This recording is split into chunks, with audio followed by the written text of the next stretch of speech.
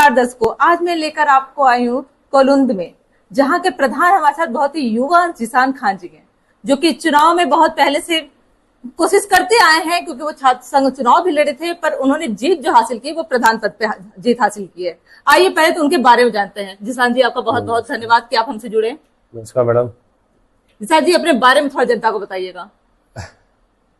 क्या एक ग्राम सभा कोलुंद हमारा ग्राम है और मैं वहाँ का ग्राम प्रधान हूँ निर्वाचित। और ये हमारा ब्लॉक पड़ता है नारायणपुर जी। और बस ये ग्राम सभा है, छोटा मोटा ग्राम सभा चल रहा है। अब तक की जो एक्सपीरियंस रहा है, क्योंकि आप काफी युवा हैं, तो आप पहली बार प्रधान है, तो कैसा रहा ये 4 साल जो गया वो कैसा रहा? 4 साल वाकई बहुत अच्छा रहा। एक नई चीज सीखने को मिली और एक परिश्रम करने को गांव में मिला कि ग्राम प्रधान कैसे अपने गांव में परिश्रम करता है। उस हिसाब से मेरा एक्सपीरियंस ठीक रहा, अच्छा रहा है। तो अब बस आपके पास नियर अबाउट 1 साल और है। जी जी जी। तो ये अब 1 साल में क्या आपको किस विकास के क्षेत्र में प्राथमिकता देनी है? पहली चीज तो विकास के क्षेत्र में हमारे ग्राम सभा का बजट ही काफी लो है, बहुत कम आ रहा है। बहुत कम, काफी लमसम मान के चलिए कि 30% तो कट गया जिला पंचायत और ब्लॉक क्षेत्र पंचायत में जी। प्लस जितने बजट आ रहे हैं लमसम सालाना बजट 8 लाख रुपए एवं मतलब 8 लाख ही पे होंगे। और उसमें 2,40,000 रुपए तो मानदेय हो जा रहे हैं, जैसे कि केयर टेकर के, ग्राम प्रधान का मानदेय, वो कंप्यूटर ऑपरेटर का मानदेय, तमाम ये मानदेय में कट जा रहे हैं पैसे। 6-7 लाख रुपए बचे। 6-7 लाख रुपए में क्या विकास होगा गाँव में? 6-7 लाख में एक नाली विभाग बनाने जाइए तो 6-7 लाख रुपए खत्म हो जाते हैं। ठीक है, इस वजह से विकास की जो गति है वो धीमी पड़ी हुई है। बिल्कुल धीमी पड़ी हुई है। और प्लस आप अभी भी देखेंगे तब पर भी हमारे ग्राम सभा में मैंने सहयोग नियर या बजट को बचाते हुए फालतू किसी अन्य कामों में न यूज करके मैंने काफी विकास भी किया है गाँवों में। जैसे कि हमारे ग्राम सभा में अभी आप इंटर हुई होंगे तो चौराहा देखी होंगी, सौंदर्यीकरण जो आपने जी जी, सौंदर्यीकरण, वो ग्राम सभा कोलुंद जो लिखा है। अब मुझे ये नहीं लगता कि इस ब्लॉक में ग्राम सभा के लिए वो सेल्फी पॉइंट या सुंदरीकरण हुए होंगे वैसे चौराहे पर। और प्लस रही बात नालियां, रोड, पानी की समस्या तो रही बहुत हमारे यहाँ, लेकिन अभी भी पानी की समस्या काफी ज्यादा है, क्योंकि जो पाइप हमारे यहाँ बिछी है, फटी है, टूटी है और उसको इसी तरीके से बिछा के चले गए हैं। तो स्वच्छ जल जो है वो जनता तक नहीं पहुंच पा रहा है। नहीं, ये मान के चलिए कि ये स्वच्छ जल है जो जनता तक नहीं पहुंच पा रहा है, वो अपने निधि से आप करा भी नहीं सकते हैं। जी जी जी, बिल्कुल। इस वजह से थोड़ा सा नुकसान हम लोग को हो रहा है, मतलब आप लोग को झेलना पड़ रहा है बहुत सारी चीजें ऐसे। और आप जैसे युवा हैं और जो आपका शिक्षित भी हैं, तो काफी आपने बताया कि चुनाव भी आप काफी लड़ चुके हैं, तो ये बताइएगा कि इसके बाद भी आपको अगर इतनी समस्याएं जो है उनका सामना करना पड़ रहा है, तो आपको क्या लगता है कि आने वाली जो हमारी पीढ़ी है उसमें युवा ऐसे आगे आएंगे प्रधान के लिए? बड़ी मुश्किल की बात है, बहुत कुछ संघर्ष करना पड़ेगा। और ठीक है, गाँव है, ग्राम सभा है, योजनाएं जो आ रही हैं उस पे हम लोग तमाम कोशिश करके उसको पूरा कर रहे हैं, लेकिन बजट के हिसाब से विकास नहीं हो पा रहा है। नहीं हो पा रहा, जैसा आप सोच रहे हैं वैसा नहीं हो पा रहा। बिल्कुल बिल्कुल।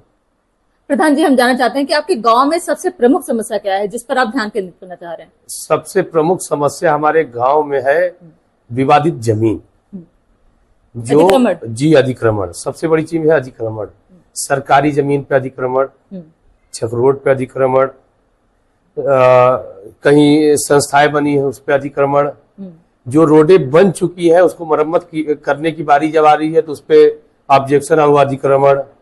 ये सबसे बड़ी समस्या है। और सबसे बड़ी समस्या इसका कारण भी है कि पार्टी लेवल, एक जब मैं ग्राम प्रधान हो गया, जो हमसे वो हारे हुए ग्राम प्रधान, विपक्षी द्वारा उसको हस्तक्षेप किया जाता है।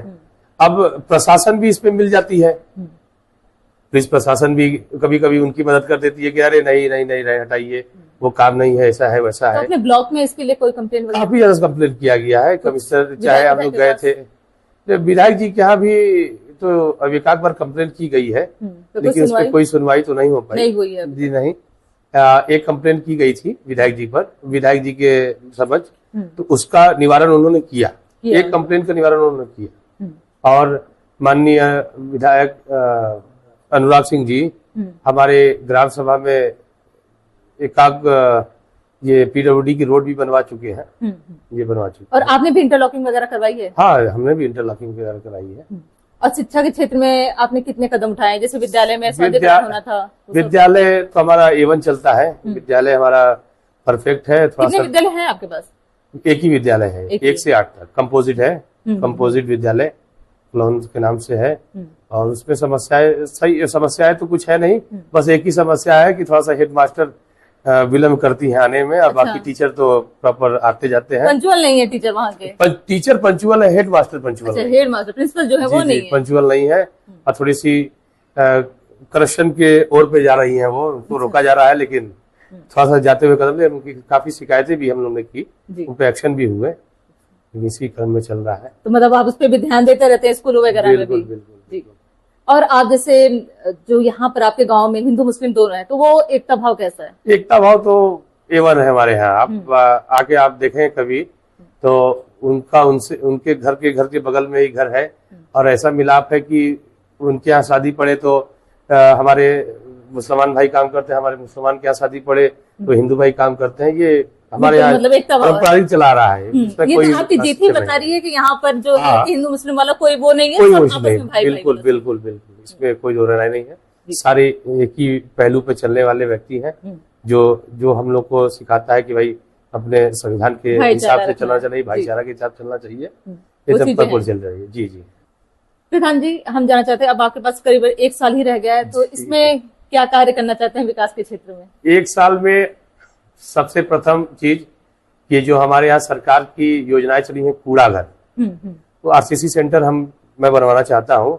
उस पर थोड़ी सी दिक्कतें आ रही हैं जमीन को लेके, जो कहा गया ना कि अतिक्रमण है जमीन, तो उसको खाली करा के बनाई जाएगी। सबसे पहले मतलब स्वच्छ भारत, स्वच्छ भारत, स्वच्छ गांव एक तरह से ये चलेगा तो अच्छा लगेगा। ये पहले सबसे पहली प्राथमिकता यही है जी। और दूसरी प्राथमिकता बच्चों के लिए लाइब्रेरी, ग्राम सभा में बच्चों के लिए लाइब्रेरी और कूड़ा घर और एक सामुदायिक भवन। अच्छा, भवन, सामुदायिक भवन, शादी विवाह हो सके, कोई व्यक्ति वहां पर गरीब असहाय अपना शादी विवाह कर सके। ये 3 सबसे प्रथम वरीयता पे ये काम हमारे ग्राम सभा में इस साल होंगे। प्रधान जी, आपने जैसे बात किया कि शिक्षा के क्षेत्र में काम करना चाह रहे हैं और बारात घर बनवाना चाह रहे हैं, मतलब ये सब चीजें बहुत अच्छी बात है, एक तरीके से पुण्य का भी काम है। ये बहुत बड़ी बात है, क्योंकि आजकल के प्रधान जो बन रहे हैं वो तो खाओ अपना बनाओ वाले में ही है, पर आप इतना कुछ सोच रहे हैं जनता के लिए, बच्चों के लिए, बहुत अच्छी बात है इसमें, और बहुत अच्छा लगा आपसे मिलकर भी। और कुछ आप अपने जनता को संदेश देना चाहेंगे? बस यही है कि हमारे ग्राम सभा में अब सब जितने भी ग्रामवासी हैं आपस में मिलजुल के रहते हैं, और सबसे बड़ी कामयाबी इस चीज की है हमारे ग्राम सभा में ये है कि हमारे यहाँ हिंदू मुस्लिम भाईचारा बना हुआ है, और ये हमेशा कायम रहेगा। और मैं यही निवेदन करता हूँ सारे ग्रामवासी और क्षेत्रवासियों से कि सारे पर्व, सारे धार्मिक स्थलों पर मिलके आपस में एक भारत में एक ऐसी मिसाल पेश की जाए जिससे लोगों को ये संदेश जाए कि हम लोग एक हैं, एक देश, एक व्यक्ति, एक गांव, एक संविधान। बहुत बहुत शुक्रिया हमसे जुड़ने के लिए। धन्यवाद।